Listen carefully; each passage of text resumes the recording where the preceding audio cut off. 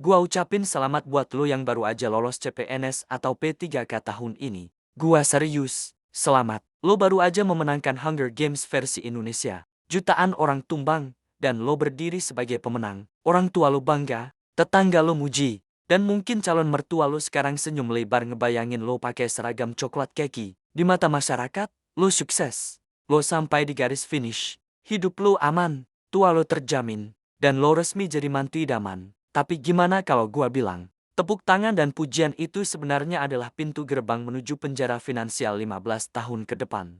Gimana kalau gua bilang banyak PNS yang kelihatan gagah pakai seragam, tapi tiap tanggal 1 justru makan hati? Di video ini, gua bakal bongkar realita gelap yang jarang banget dibahas senior lo di kantor. Kita bakal bahas 5 kesalahan fatal PNS baru yang bikin mereka miskin permanen. Dan satu kesalahan yang bikin lo jadi abdi ban.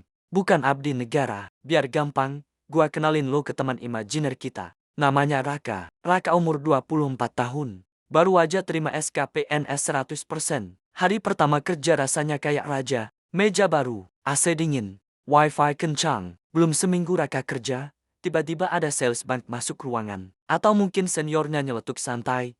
Dek, SK-nya udah keluarkan? Sayang loh kalau cuma disimpen. Bisa dicairin ratusan juta, buat DP mobil, buat nikah.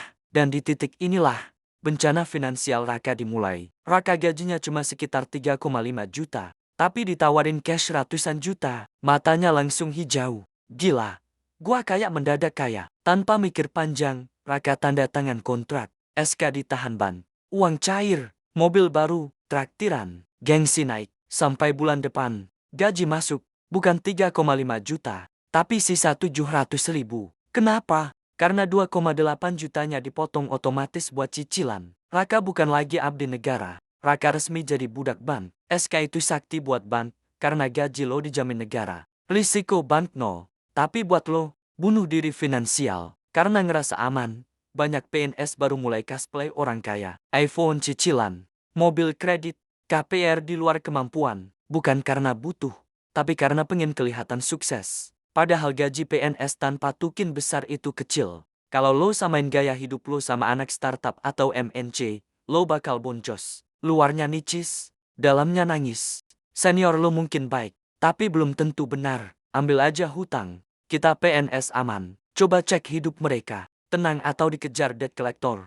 Jangan wariskan kebodohan finansial lintas generasi. Lo anak muda, lo harus putus rantai utang. Banyak PNS mikir, tenang, ada gaji berkala, THR, gaji ke-13.